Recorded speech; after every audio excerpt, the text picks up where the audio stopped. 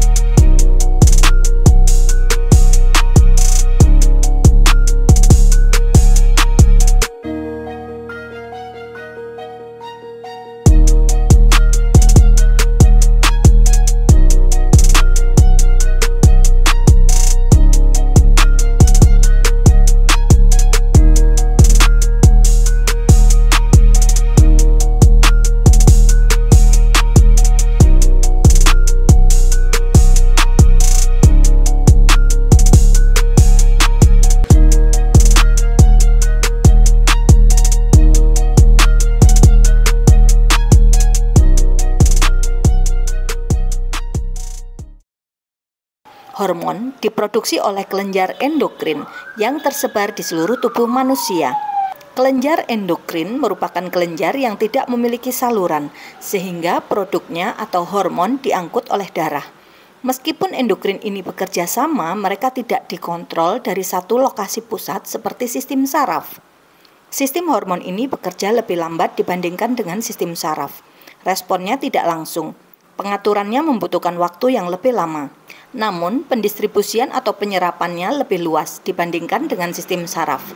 Hormon ini mengatur berbagai fungsi seperti fungsi pertumbuhan dan perkembangan, keseimbangan air, seksualitas reproduksi, serta reaksi laju kimia dalam sel. Berikut terdapat gambar dari kelenjar endokrin. Yang pertama, kelenjar hipofisis atau pituitari.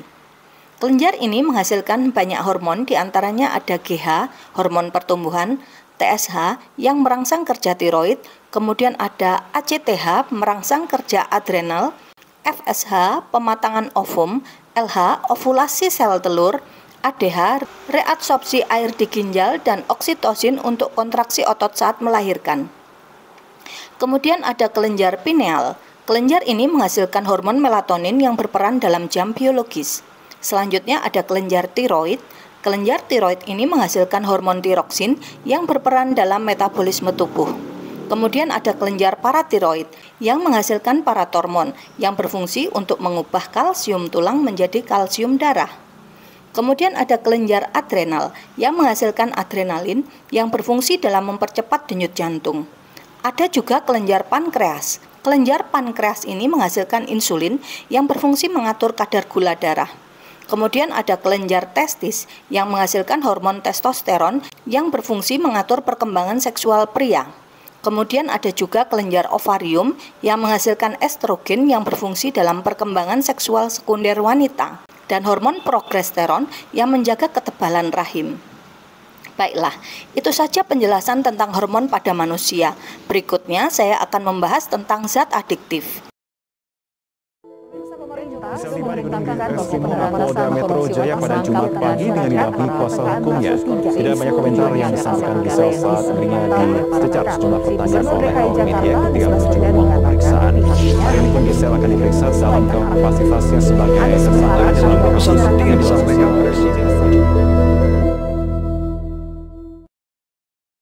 Masih di bab 2, sistem koordinasi, subbab zat aditif. Pernahkah kalian mendengar ketika seseorang yang terbiasa minum kopi di pagi hari, dia akan merasa sangat hambar atau bahkan sakit kepala ketika tidak meminumnya?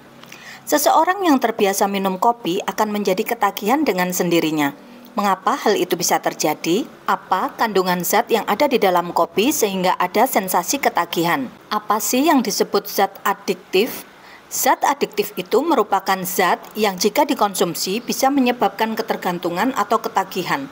atau biasa disebut dengan adiksi. Zat adiktif ini biasa menyebabkan seseorang ingin menggunakannya terus-menerus. Seseorang yang sudah mengalami ketagihan atau adiksi ini akan merasakan sensasi tidak enak, hambar, depresi, atau bahkan kesakitan ketika tidak mengkonsumsinya. Salah satu jenis zat adiktif adalah narkoba. Narkoba ini merupakan singkatan dari kata narkotika, psikotropika, dan obat-obatan terlarang. Narkoba ini tidak untuk dikonsumsi ya, dan harus dihindari.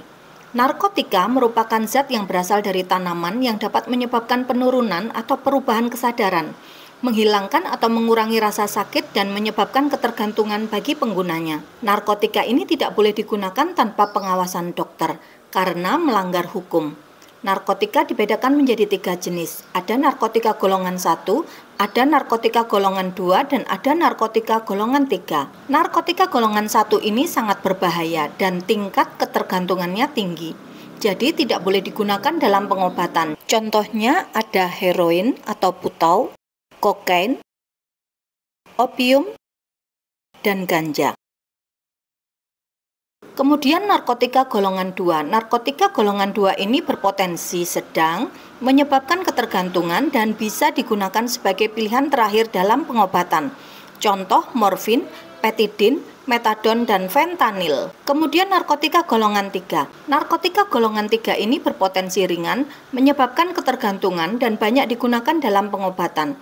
Contohnya ada kodein, kemudian ada etil, dan morfin. Selanjutnya psikotropika. Psikotropika ini merupakan zat atau obat, bukan narkotika, yang proaktif mempengaruhi mental dan perilaku seseorang. Psikotropika ada 4 jenis. Ada psikotropika golongan 1, psikotropika golongan 2, golongan 3, dan juga golongan 4. Psikotropika golongan 1 ini berpotensi kuat menyebabkan ketergantungan dan tidak digunakan sebagai obat. Contohnya ada ekstasi, psilocybina, LSD, STP, atau DOM, dan meskalina. Kemudian psikotropika golongan 2. Yang golongan 2 ini berpotensi kuat menyebabkan ketergantungan dan sangat terbatas digunakan sebagai obat.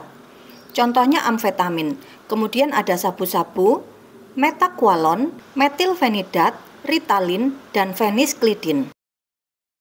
Baik, masuk ke yang golongan 3. Psikotropika golongan 3 ini berpotensi sedang, menyebabkan ketergantungan, dan banyak digunakan sebagai obat. Contohnya amobarbital, flunitrazepin, dan katina. Kemudian yang golongan 4 ini berpotensi ringan, menyebabkan ketergantungan, dan sangat luas digunakan sebagai obat. Contohnya ada fenobarbital, lorazepam, dan nitrozepam.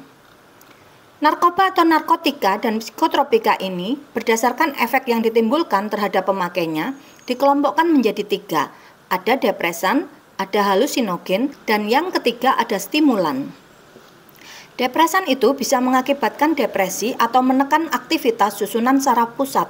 Contohnya ada heroin, morfin, barbiturat, diazepam, dan nitrozepam. Kemudian stimulan. Stimulan ini yang merangsang fungsi tubuh, contohnya amfetamin, ekstasi, sabu-sabu, dan kafein.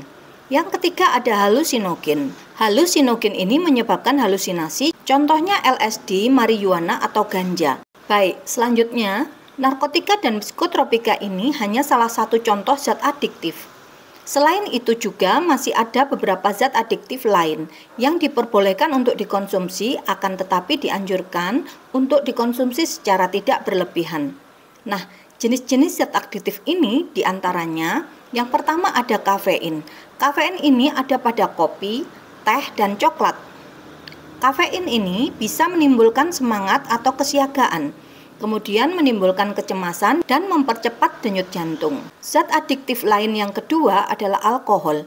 Alkohol ini bisa menekan sistem susunan saraf pusat, menimbulkan euforia pada seseorang jika kadar alkohol dalam darahnya tinggi. Kemudian pecandu alkohol berat ini akan terancam masalah kesehatan serius, seperti radang usus, liver, kerusakan otak, sirosis hati, dan lain sebagainya. Selanjutnya yang ketiga ada rokok. Rokok ini mengandung zat-zat yang berbahaya, yakni yang pertama ada gas CO. Gas CO ini berbahaya karena ia mudah berikatan dengan hemoglobin dalam darah menggantikan oksigen. sehingga dampaknya bisa lemas karena kekurangan oksigen dan dalam jangka panjang juga bisa menyebabkan kematian. Kemudian kandungan rokok yang kedua ada nikotin.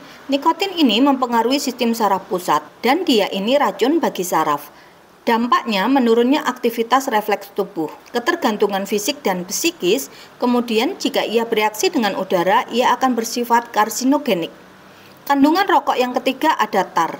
Tar ini bersifat karsinogenik atau menyebabkan kanker. Dampaknya bisa terkena sakit kanker dan juga iritasi paru-paru. Kemudian masuk ke zat adiktif yang ketiga. Ada inhalansia. Inhalansia merupakan zat cair atau padat yang mudah menguap. Jika dihirup dalam dosis kecil dapat menimbulkan efek euforia yang menyenangkan. Akan tetapi jika dihirup terus-menerus akan menyebabkan halusinasi. Contohnya ada vernis, lem, thinner, correction pen atau tip X, cat tembok, dan juga semir sepatu. Baiklah, itu saja penjelasan mengenai zat adiktif. Tugas setelah ini adalah menyusun puzzle segitiga tarsia dengan cara berkolaborasi bersama kelompokmu. Ingatlah untuk berkata tidak pada narkoba. Pilihlah lingkungan yang mendukung gaya hidup sehat, karena menjaga kesehatan adalah tanggung jawab kita sendiri. Yuk kita jaga kesehatan dengan bijak dalam memilih apa yang kita konsumsi. Sampai di sini. Terima kasih. Wassalamualaikum warahmatullahi wabarakatuh.